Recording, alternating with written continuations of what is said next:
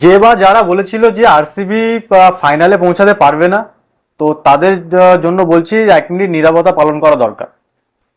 কারণ 2016 সালের পর 9 বছর পর আইপিএল এ ফাইনালে পৌঁছে গেছে আরসিবি। আরসিবি যদি ফাইনালে জার্নি দেখি, নিলাম থেকে শুরু করে আহ, যেখানকার প্লেয়ার সেইভাবে কেনা, ফার্স্ট ফিল সল্ট, বিধ্বংসী opener plus wicket keeper batsman Krunal Pandya, Jitesh Sharma, Hazlewood, Bhuvneshwar Kumar, Yash দোয়ালকে রিটেন করা, এই ধরনের নিলাম, টিম ডেভিডকে রাখা, রোমারিও শেপার্ড ব্যাকআপে আসা, পুরোটাই পুরোটা একটা দারুণ স্ট্র্যাটেজি করে টিমটা এবছর বানানো হয়েছিল। প্রতি বছরের তুলনায় যদি এবছর টিম দেখা হয় আরসিবির, তাহলে কিন্তু সেই সুপারস্টারের টিমটা নেই। সুপারস্টার যে টিমে থাকতো, বড় বড় নাম দুটো তিনটে, তারপর টিমটা আর চলতো না, দু তিন জনের উপরে ভরসায় চলতো। কিন্তু এবছর কিন্তু সেটা নয়। নটা ম্যান অফ দ্য ম্যাচ, নটা প্লেয়ার, এর থেকে বোঝা যায় যে টিম গেম কি হয়। আর এটাই হলো টিম গেম। তুমি যখন বড় জায়গায় পৌঁছাবে, তখন কিন্তু টিম গেম দরকার। একা দ্বারা, দুজনের দ্বারা কখনো টুর্নামেন্ট জেতা যায় না, আর কখনো জেতা যাবেও না। আরসিবির এক একটা প্লেয়ারের নাম ধরলে, বিরাট কোহলি থেকে শুরু করে, ফিল সল্ট থেকে শুরু করে, ইয়াশ দয়াল থেকে শুরু করে, Bhuvneshwar Kumar, Hazlewood, Rajat Patidar, Jitesh Sharma, Krunal Pandya, Tim David, Romario Shepherd, দেবদত্ত পাটিকার, জেকব বেথেল, সবাই সবাই পারফরমেন্স দিয়েছে। এখন যে আগারওয়াল এসছে সেও। আরসিবি জার্নিটা খুবই ভালো গেছে, আর একটাই ম্যাচ দরকার। পেছনে কি হয়েছে সব ভুলে যাও, আর একটাই ম্যাচ দরকার। একটা ম্যাচ জিতলেই হিস্ট্রি ক্রিয়েট হয়ে যাবে রজত পাতিদারের আন্ডারে। এত বড় বড় ক্যাপ্টেন করে গেছে আরসিবি, তারা কখনো কাপটা নিতে পারেনি। হয়তো 3বার ফাইনালে গেছিল, 9, 11 আর 16, আর এখন 2025। তো ফাইনাল ক্রস করতে হবে। 100 মিটার দৌড়ালাম, 400 মিটার দৌড়ে যদি 100 মিটার 200 মিটার ভালো দৌড়াই, 400 মিটার জায়গায় গিয়ে যদি পিছিয়ে যায়, তাহলে কিন্তু হবে না।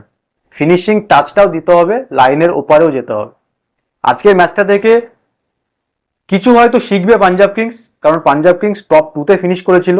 আর এই কারণে টপ 2 ফিনিশ করলে একটা সুবিধা, তোমার হার থেকে তুমি কিছু শিখবে। আর পাঞ্জাব কিংস কিন্তু এই হার থেকে শিখছে। পিচটা অন্যরকম ছিল, টসে আরসিবি জেতে, এটা একটা খুবই পজিটিভ দিক ছিল যে পিচে সিমার পেসারদের জন্য ভালো পিচ ছিল, ইউটিলাইজ খুব ভালো হয়েছে। রজত পাটিদার দারুণ ক্যাপ্টেনশিপ করেছে, ইয়াশ দোয়ালকে পাওয়ার প্লে পরে একবার করিয়েছে, সেখানে স্পিনার আনে প্রতি খেলায় আমরা দেখেছি।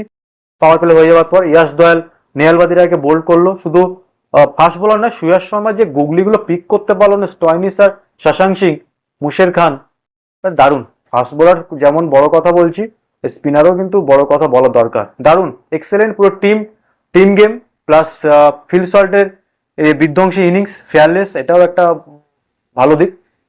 তবে পাঞ্জাব কিংস কিন্তু 180-র যে পিচটা, সেটাতে ভেবেছিল যে 220 করবো, এই এই এই রেসে আমরা চলবো।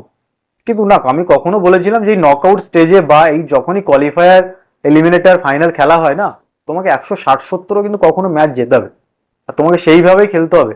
সবথেকে বড় কথা, যখন শ্রেয়াস আয়ারের উইকেটটা যায়, তখনই ভেবেছিলাম যে পাঞ্জাব কিংস কোথাও ব্যাকফুটে, কারণ শ্রেয়াস আয়ার এমন একটা প্লেয়ার, যে প্লেয়ার এই ধরনের পিচে রান করতে পারবে।